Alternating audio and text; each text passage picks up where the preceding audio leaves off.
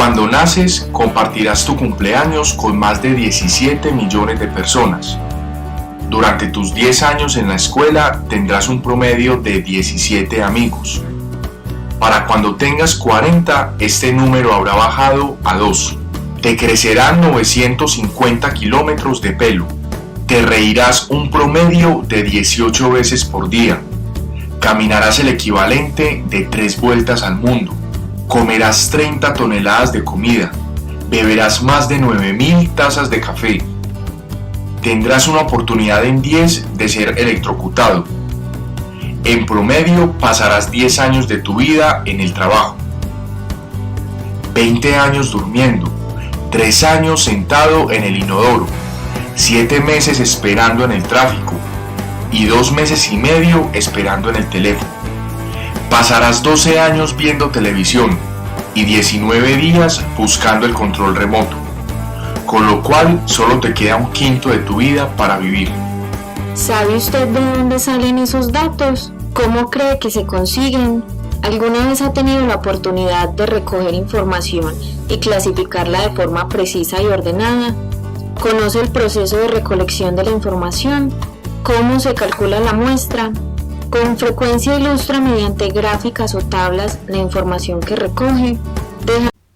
Hola, ¿qué tal amigos? Nuevamente bienvenidos a su canal Las Matemáticas en Casa. En esta ocasión queremos presentar a ustedes una clase acerca de estadística o algunas nociones básicas de estadística descriptiva. Esto en razón en que estamos rodeados de muchos datos, sobre todo numéricos, a lo largo de nuestra vida. Por eso es muy importante saber qué hacer con esos datos para poder interpretarlos, y por ello surge pues, la estadística. La estadística es una de las múltiples ramas de las matemáticas, y en este caso esta rama en particular está destinada a recolectar, tabular, graficar, interpretar y analizar datos estadísticos para poder dar algunas recomendaciones o que nos permitan tener unas opiniones propias acerca de determinados temas. Es muy importante entonces entender que se debe definir un tema de investigación, y cuando hablamos de un tema de investigación estadística estamos haciendo referencia a cualquier aspecto sobre lo que deseemos indagar o aprender algo más, sobre lo que se quiere tener mayor información en una población o grupo de individuos determinados, y eso pues como lo decíamos anteriormente es fundamental pues para poder hacernos una idea muy general, tener una mejor opinión o para dar ciertas recomendaciones al respecto.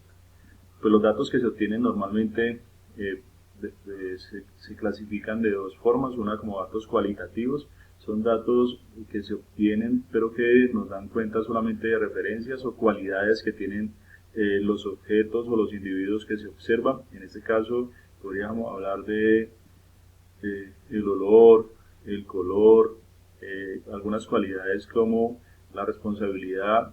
Son básicamente datos que no se pueden representar de forma numérica, es decir, con un número, mientras que los datos cuantitativos hacen referencia pues a toda aquella información que pueda representarse con números, por ejemplo, el peso de las personas, la edad, la temperatura de las sustancias, y cualquier dato que se pueda representar a través de un número se llamará datos cuantitativos. Es importante, además de tener claro el tema de la investigación, el tipo de datos que queremos recolectar, también cuál es la población que se va a investigar, y se define la población como un conjunto formado por todos los individuos de los cuales se quiere obtener información. Fundamental tener en cuenta que se le llama individuo, en este caso de estadística, pues a personas, animales o cosas. Por ejemplo, uno podría tratar de determinar cuántos lápices en buen estado salen en una producción de una hora en una fábrica, por ejemplo. Entonces, en ese caso, los individuos a los que hacemos referencia serían los lápices, y podríamos hacer este mismo ejemplo pues con distintos tipos de animales o personas. ¿Listo?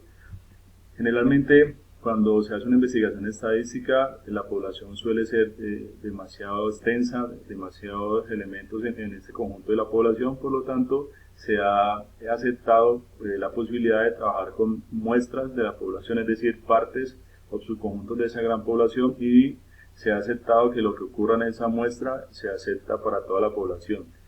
Cuando por alguna casualidad la muestra y la población sean las mismas, se dice que se hace un censo. Por ejemplo, lo que hace el DANE, cada vez que quiere saber cuánta población hay en el país, lo ideal es que deban hacer un censo, es decir, ir a preguntar persona a persona pues las cuestiones que a ellos les interesa saber.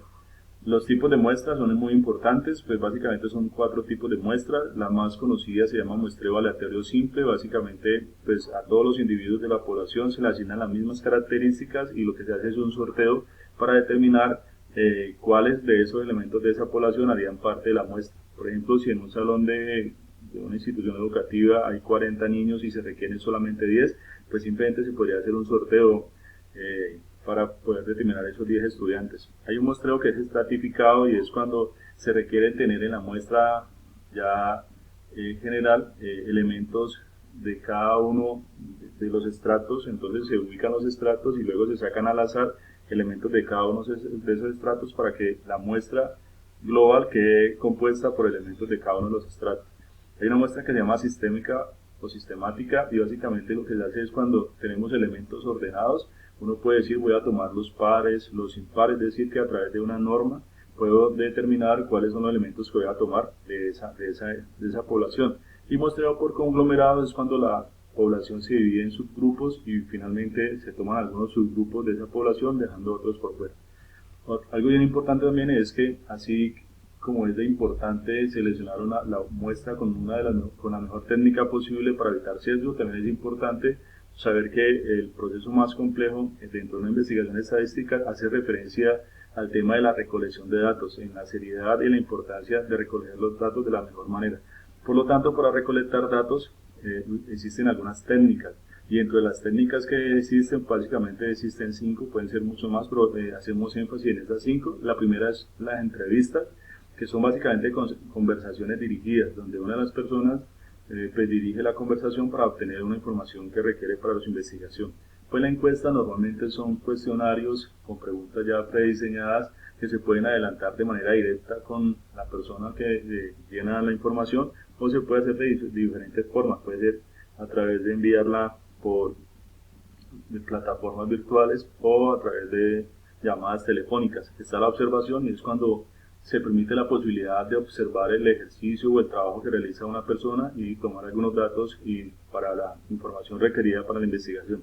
Los diagramas de flujo y los diccionarios de datos, pues los diagramas de flujo básicamente hacen referencia a la posibilidad de establecer un diagrama de procesos de lo que ocurre y de esa manera tener una información adecuada de lo que ocurre en esa empresa. Por ejemplo, igual que el diccionario de datos, que no sería un diagrama en este caso, sino que una lista de actividades que se realizan en una actividad particular que nos permite interpretar y comprender de manera sencilla lo que en ese lugar ocurre.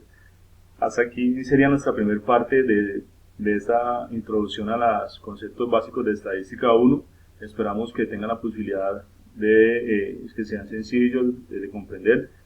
Como ejercicio que ustedes puedan ir a determinar ya a través de una consulta que es en una entrevista, que es la encuesta, que es la observación, que es un diagrama de flujo y que es un diccionario de datos. Qué chévere que ustedes puedan de alguna manera anotar eso en sus actividades para que vayan afianzando y profundizando un poco en lo que hemos visto.